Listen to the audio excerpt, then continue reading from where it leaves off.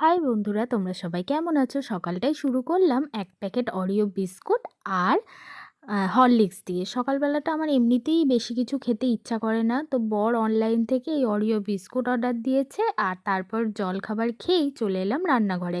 আজকে রান্না করব একটু চিকেন, আর তার জন্যই প্রথমেই আমি আলুগুলোকে ভাজতে দিয়ে দিয়েছি লাল লাল করে, আর পাশে একটু জল গরম করে রেখেছি যাতে আলুগুলোকে একটু ভাপিয়ে নিতে পারি। তারপরেই আমি বেগুনগুলো এপিট ওপিট করে লাল লাল করে ভেজে নিলাম, আর তারপরেই এখানে আমি মাংসর মশলাটা কষাবো। এই শীতকালে বেগুন খুব ভালো, মানে খুব তাজা ওঠে, তো তার জন্য খুব ভালোও লাগছে এখন বেগুন ভাজাটা খেতে। তারপর মাংসটা কষানোর পর আমরা দুজনেই একটু কষা তুলবো আর সেটা খাবো। কারণ ঝোলে যতই মাংস খাই, যতক্ষণ না কষা মাংস খাচ্ছি এক পিস, ততক্ষণ মনেই হয় না যে মাংস খেলাম। আর তারপরেই আর কি সন্ধেবেলা